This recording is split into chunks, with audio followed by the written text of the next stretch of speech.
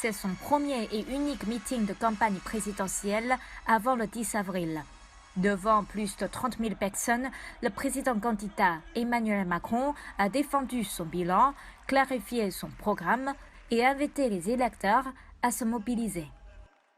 Nous sommes là, mes amis, à 8 jours du premier tour de cette élection présidentielle, pour convaincre, pour mobiliser. Lors de sa prise de parole, le président a détaillé ses mesures pour le pouvoir d'achat, première préoccupation des Français. Il a également promis de réparer les injustices persistantes sur l'école et la santé, puis a attaqué l'extrême droite.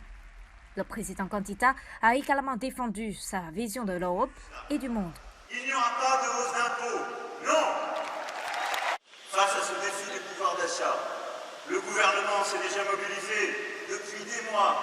C'est l'équivalent de plus de 20 milliards d'euros par an pour protéger les ménages face aux hausses d'électricité, de gaz et les bloquer. Les retraités puissent encore manquer d'argent et devoir aller à l'aide alimentaire, c'est injuste.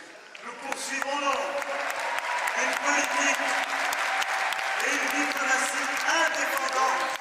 Ses supporters n'ont pas été déçus, comme en témoignent les commentaires à la sortie. Personnellement, j'ai trouvé son discours qui était très unifiant. Ça permettait vraiment Il parlait vraiment de toutes les préoccupations des Français, aussi bien sur la politique intérieure que l'internationale, qui aujourd'hui, pour moi, on le voit bien avec la Russie et l'Ukraine, impérative. Et les sujets qui me préoccupent le plus, c'est quand même la parité. Ça va être aussi des questions de pouvoir d'achat, la sécurité nationale et puis également tout ce qui va toucher à la santé mentale. Je préférerais qu'on reste dans une politique de centre-droit, parce que j'ai peur des extrêmes, que ce soit l'extrême droite ou l'extrême gauche. Alors moi, ma préoccupation, c'était surtout la scolarité, parce qu'on a des enfants, et puis aussi l'aide des soignants, des soignants après ce qui s'est passé. Et puis donc, je trouve qu'il a donné les bonnes réponses, il a fait beaucoup de gestes pour eux. Et puis après, surtout, il faut travailler sur l'emploi. En ces jours très très difficiles que nous vivons, dans des périodes de guerre tragiques, il faut qu'on serre les coudes, tous les pays du monde, je le tiens à le dire, pour aller vers la paix et l'amour. Voilà.